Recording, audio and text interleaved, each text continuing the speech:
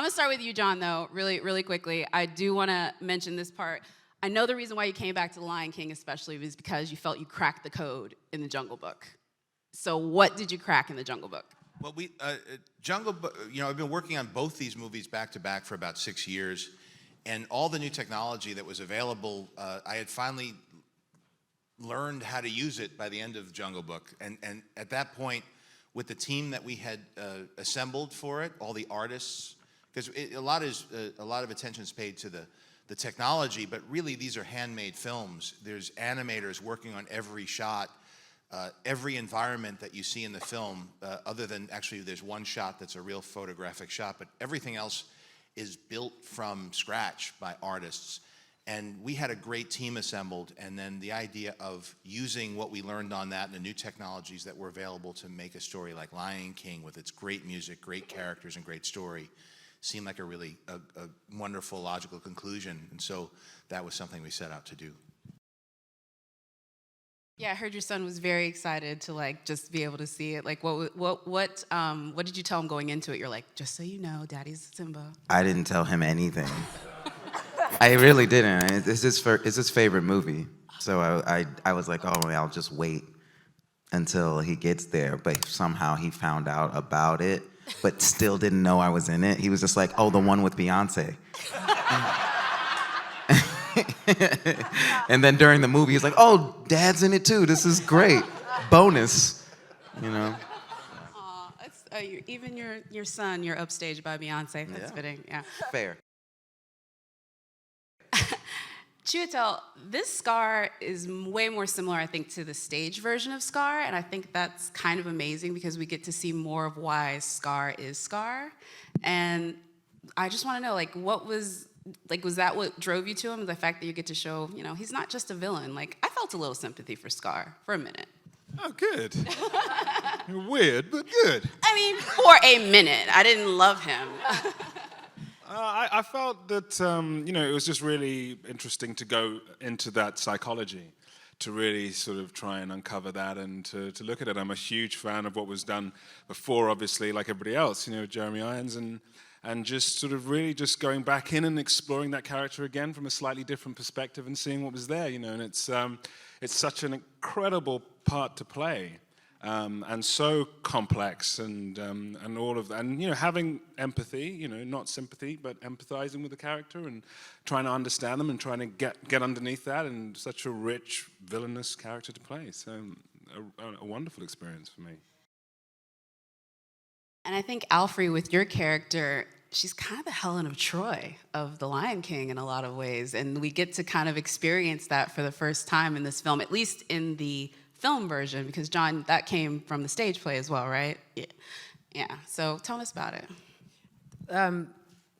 It is called The Lion King, but everyone knows that the lionesses are actually the rulers, the protectors, the nurturers, the hunters of the pride. And so John was able to give us the space to be that. One of the first encounters I had with wildlife was maybe almost 40 years ago in a conserve, and it was happening upon the lionesses, and you could hear the king in the distance. He was coming, but they were sitting and we were a little close to them, and I've never felt more afraid and more attracted at the same time. I realize, I think that is the mother thing in most women and in some men, is that, at the same time you suckle, but you also, you will eliminate anything that comes close to endangering those cubs. So I just sat in that and I did whatever John told me to do. There was a whole slew of VR, consumer-facing VR products that were hitting the scene. And we started experimenting with it at the end of Jungle Book and realized that we could build this really cool system of filmmaking using game engine technology and this new VR technology. And so we essentially were writing code as we were going for a multiplayer VR filmmaking game. And that way I could bring in people who don't have any background in visual effects. We would design the entire environments. We took all the recordings that we had from the actors. We would animate within the game engine. In this case, it was Unity. And the crew would be able to put on the headsets, go in, scout, and actually set cameras within VR. And whenever anybody visited, I would pop them into the equipment. Did you all play the video game? Yeah. Oh, some of y'all. Yes. Oh, everyone? And it Okay. was Yeah. awesome. Okay, so JD, you grab mic. So tell us about the video game. It's so cool. It's like watching your favorite movie, but everything, like, you're in it. You're in the movie. That's exactly what it was. That's exactly what it was. You did an amazing job with this. So it was me and Shahadi, Mr. Favreau. Yeah. We put on the headsets. We had these little controller things in our hands, and we were could just fly. Yeah, we could fly. It was like we were Zazu. We were birds. We were whatever we wanted to be, and we saw everything. We saw the Pride Lands. We saw Pride Rock. We saw the watering hole. We saw the elephant graveyard. We saw it all, man, and it was so cool. It was so cool. I mean, after that ringing endorsement, when does this hit shelves? Because you just got like the best ad for this VR game. It needs to be on the shelf. It's a very specific VR game that only works for making one movie.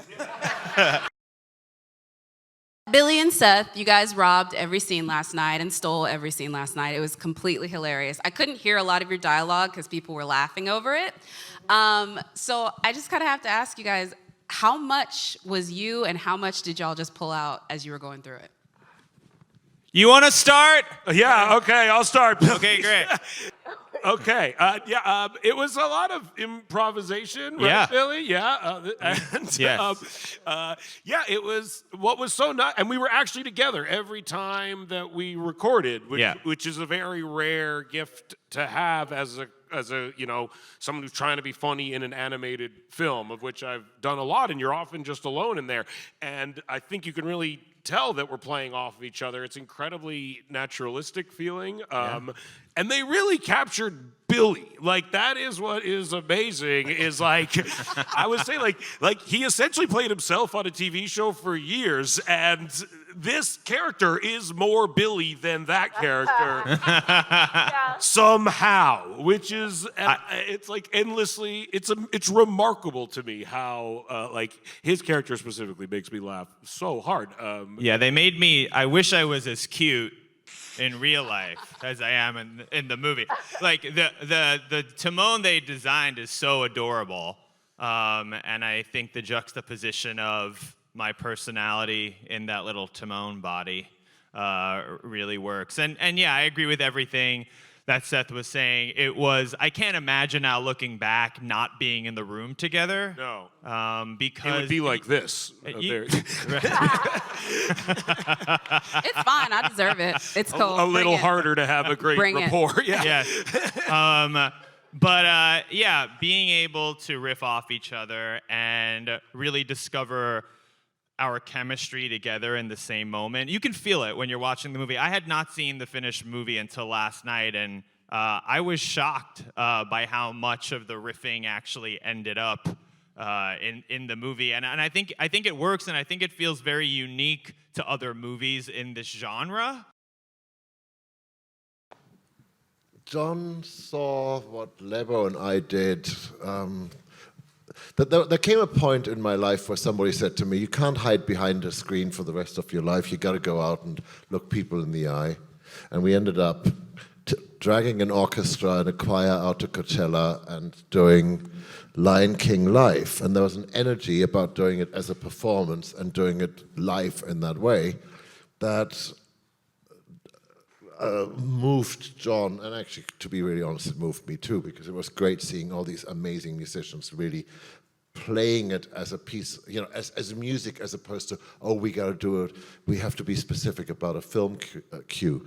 So I said to John, why don't we do it like this? Why don't we get all the greatest players, get my band, get the greatest players in the world, make a new orchestra here in Los Angeles, rehearse them for 2 days, and then really make it as if it was a concert. And we invited all the filmmakers that never get to come to the scoring sessions, the DP and the editors and everybody. got them into the room, sat them in front of the orchestra, so the orchestra knew there was a bit of, they had to live up to something here. And we just went for it. But I mean, one of the things, if you want to talk about nuance, the nuance comes from the very, very, very beginning and the very first idea, which was, I wanted to make a Disney movie that started off with a voice from Africa and the black. And that is really my friend Lebo M here, that something shifted, that everything shifted over into this continent. And with this voice, I would invite you on a journey. That's all I was trying to do. Just, come along and feel this other continent. And don't ever forget this continent. Everybody who played in the orchestra, and it's a very special orchestra, knew the movie. So every note was played with intention. Every note was played with commitment. And I think that ultimately helps, everybody. It's not just people reading things off a piece of paper. They knew the material. And the rest, John's a really good director, but there's one thing that he keeps bringing to the party, constantly bringing, which is this man has a huge heart, and that huge heart constantly resonates within the music.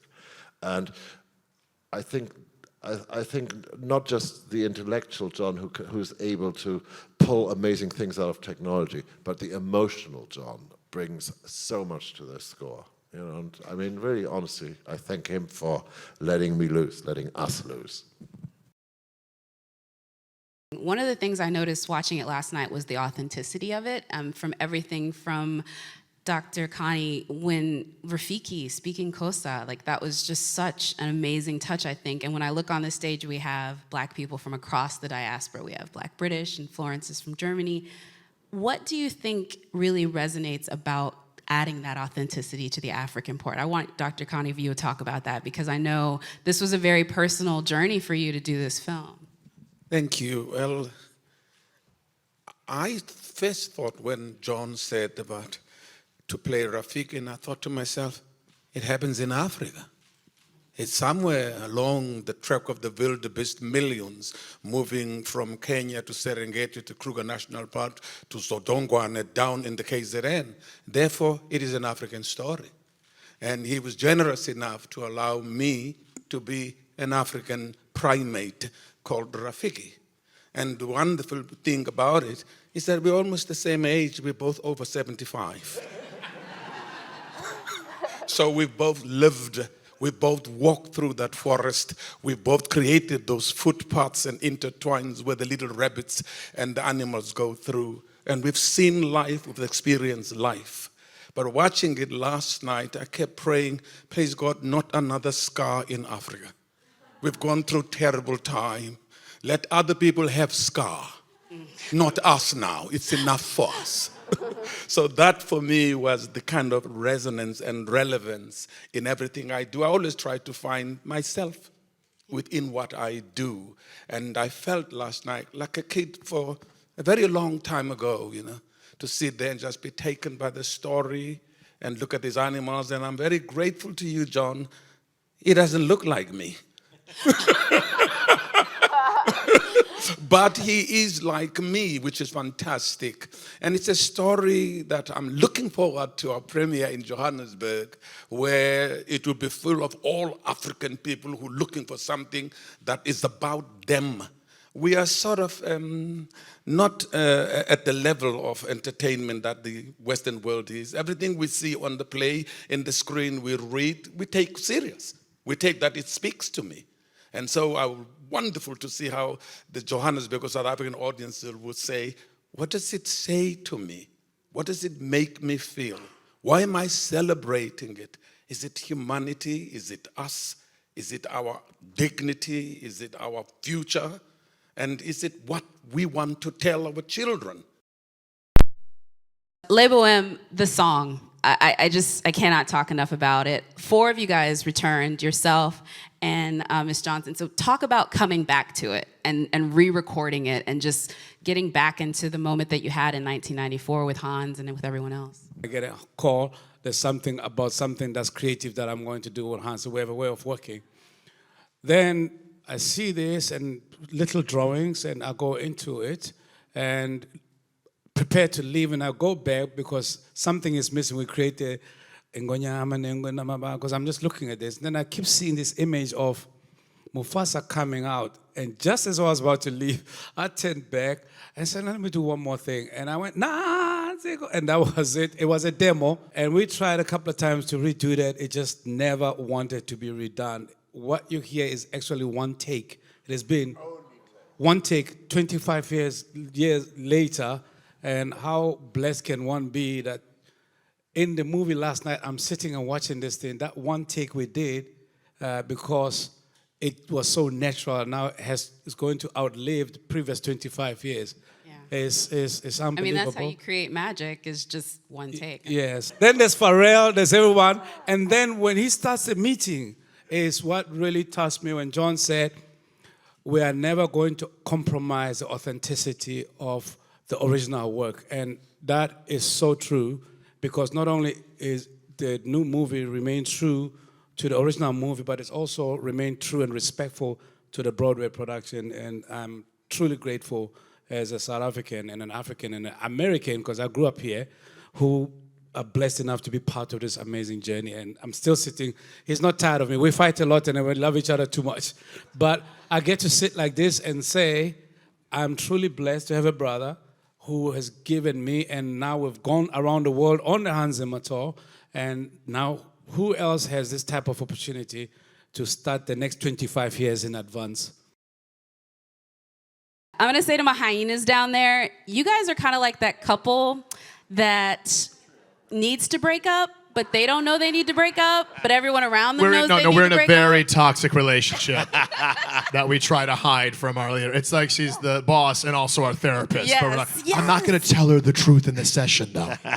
Because How did you get that dynamic? Because it is so different from the Timon and Pumbaa relationship. He's incredibly talented and really, really easy to work off of. And he is a selfless, altruistic talent, which is rare. So I was in good hands. I was in great hands with John.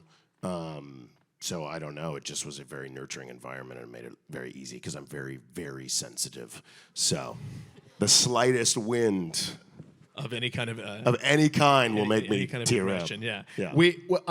I think a lot of John is a great student, has an encyclopedic knowledge of all different types of comedy, and one of those pieces of knowledge is about comedic duos and the dynamic that exists between them. And I know that when we had a very similar experience to Billy and Seth, where we were allowed to walk around the room, it was as if we were being directed in a scene in a play.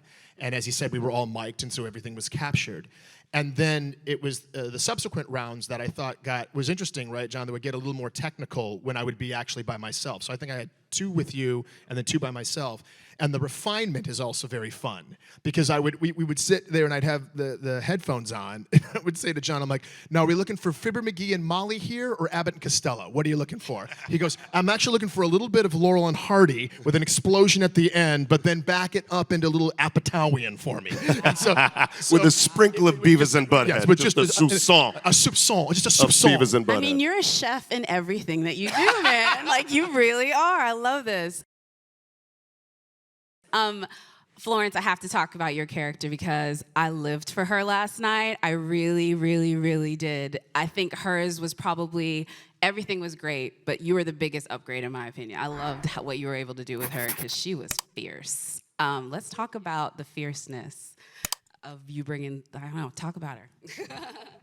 Well, I was lucky that I got to play the part already in Germany for more than a year, and we played like 8 shows a week. So when you tell me who is Shenzi, it's like muscle memory because I got to play her every day.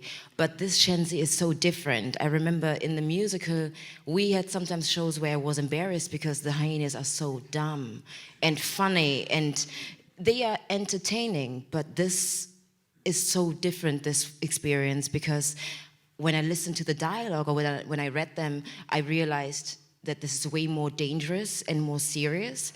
I was lucky that my first day that I was in a black box and I was working with Eric, and with JD, and we were very physical because the guys were so strong. It was easy for me to just be big, and because everybody's very confident, we could just really try out things. We could walk around each other. We could scare each other. We could scream, be loud, be big, be small. And it's like working in a theater, which I love.